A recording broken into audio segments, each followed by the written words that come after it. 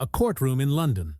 The year is 1725. A 13-year-old boy stands before the judge, accused of stealing bread and a silk handkerchief from a merchant in Covent Garden Market. His family is dying of hunger.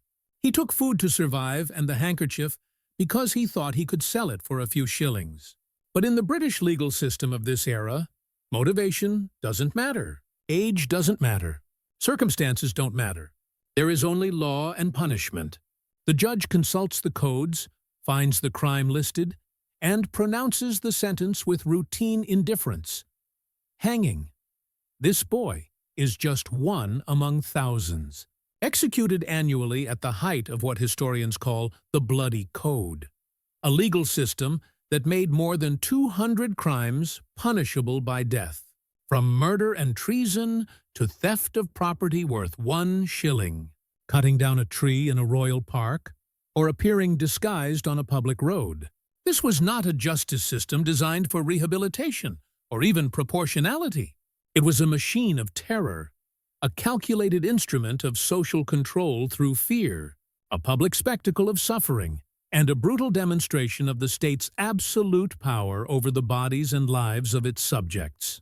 The Bloody Code, the sanguinary laws. The Bloody Code reached its peak during the 18th and 19th centuries, a period of massive transformation in Britain.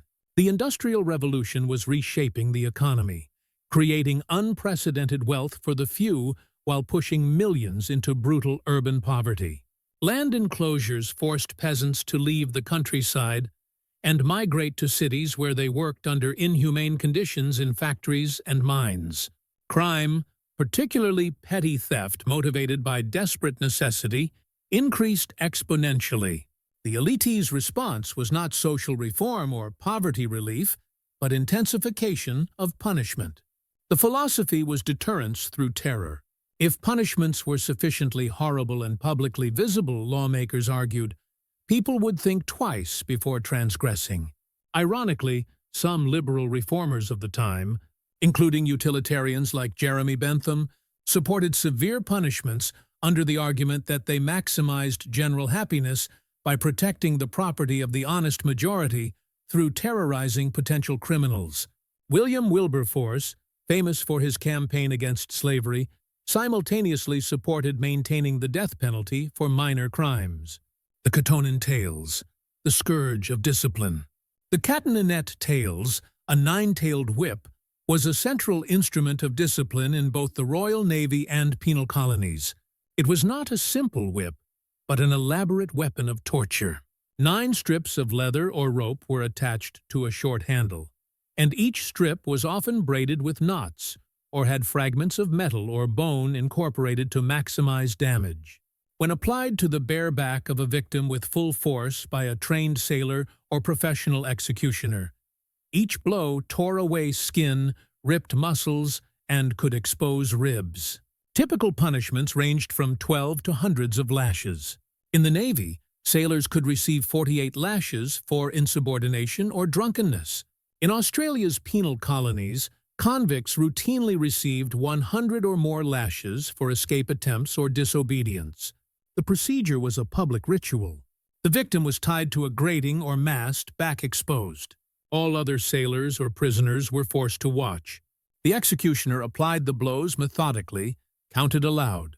A doctor was present not to relieve suffering but to ensure the victim remained conscious, and that punishment continued until the full count was reached. Public hangings. Public hangings were the most common spectacle of British justice, occurring in squares, markets, and specially designated locations like Tyburn in London, where a permanent gallows structure called the Tyburn tree could hang up to 24 people simultaneously on 3 horizontal beams before.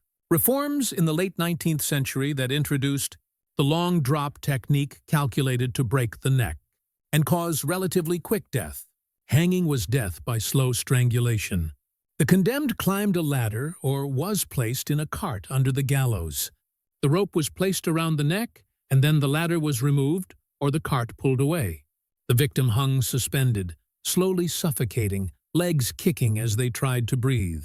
A process that could take 10 to 20 minutes until death finally occurred. Crowds of thousands watched these executions as entertainment. Vendors circulated selling food, drink, and pamphlets with supposedly final confessions of the condemned. Families brought children. Charles Dickens, who witnessed public hangings, wrote that far from inspiring respect for the law, these spectacles brutalized the population, normalized violence, and created a carnival atmosphere around human death. The abolition of public executions occurred in the year 1868. Military execution by firing squad.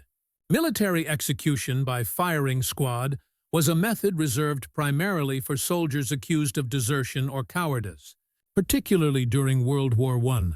Between 1914 and 1918, more than 300 British and Empire soldiers were executed by firing squad, many of them suffering from what we now recognize as post-traumatic stress disorder, but was then called shell shock and considered cowardice or moral weakness. The procedure was designed to be both lethal and psychologically devastating for the firing squad. The condemned soldier was tied to a post, often with a hood over his head. A squad of usually 8 to 12 soldiers was positioned at short distance. Crucially, one of the rifles contained a blank cartridge with no lethal charge, but no one knew which, allowing each shooter to believe that perhaps he had not actually killed his comrade. The commander gave the order. The squad fired simultaneously, aiming at the heart, and a doctor verified death. If the victim was still alive, an officer administered a mercy shot to the head. The scavenger's daughter, the compressor of agony. The scavenger's daughter was a particularly sinister torture device created by Leonard Skington, lieutenant of the Tower of London under King Henry VIII in the 16th century. It was the conceptual inverse of the rack which stretched the body. The scavenger's daughter compressed. The victim was forced to kneel, and an A-shaped metal device was closed around them, forcing the head down toward the knees while simultaneously compressing the torso. The increasing pressure broke ribs, dislocated joints, compressed lungs, making breathing nearly impossible and caused internal hemorrhaging. The torture could last for hours, and victims frequently confessed to anything to make it stop. It was used primarily against political and religious prisoners in the Tower, including Catholics during the Reformation and Protestants during counter-reforms. The torture was conducted in secret in the Tower's dungeons, and the psychological terror of knowing such a device existed was as effective as its actual application. Hanged, drawn, and quartered was the ultimate punishment reserved for high treason. The crime of conspiring against the king or state. It was a death designed to be as horrible as humanly possible, both as punishment and as the supreme deterrent. The complete procedure involved multiple stages of torture.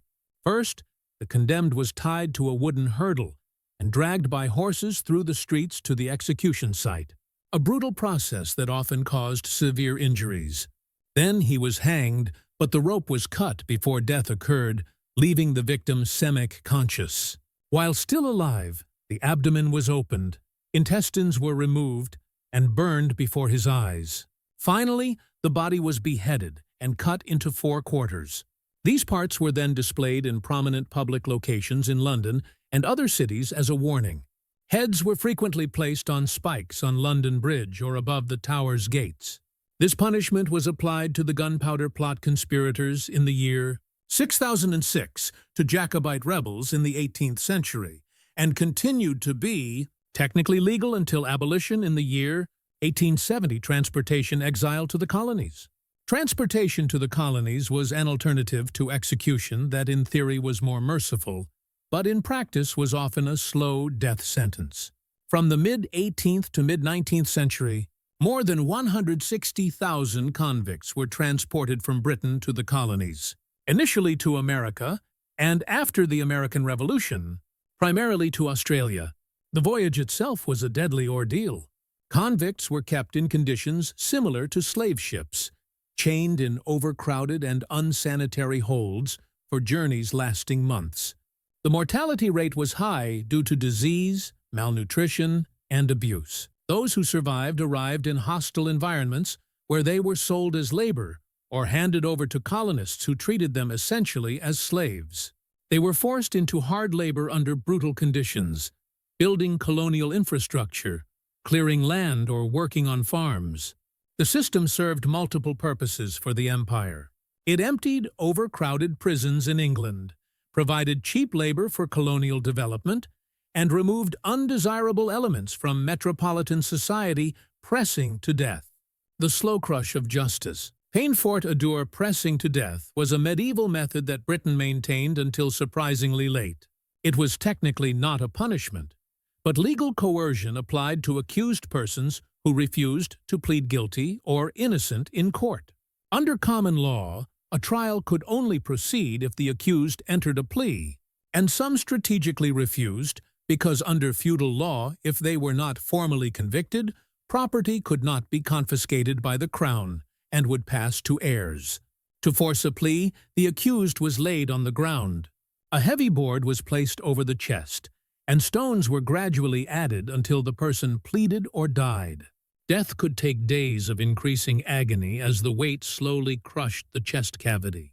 The most famous case is that of Margaret Clio, a Catholic in York, who in the year 1586 refused to plead to charges of harboring Catholic priests. She died under pressure after 15 minutes when more than 600 lb of stones were placed on her, but ensured that her property passed to her children. The practice was officially abolished only in the year 1772. Conclusion. The legacy of cruelty. The legacy of these punishment methods goes beyond a simple catalogue of historical horrors. They reveal how power functions when it is not constrained by accountability or principles of human rights. The British Empire, which presented itself as a beacon of civilization and progress, simultaneously operated a justice system of calculated brutality. This contradiction was not an inconsistency, but a central feature of imperialism, presenting a civilized face to the world while employing systematic violence to maintain control. These punishments were not emotional reactions or excesses of sadistic individuals, but deliberate policies codified in law, executed by professionals and supported by elaborate philosophical and moral arguments. They serve as a reminder that institutionalized cruelty is often rationalized by those who perpetrate it as necessary, proportional, or even benevolent. History teaches us not only about the past, but about the resilience of the human spirit that survived and eventually reformed these systems through centuries of struggle for justice and human dignity.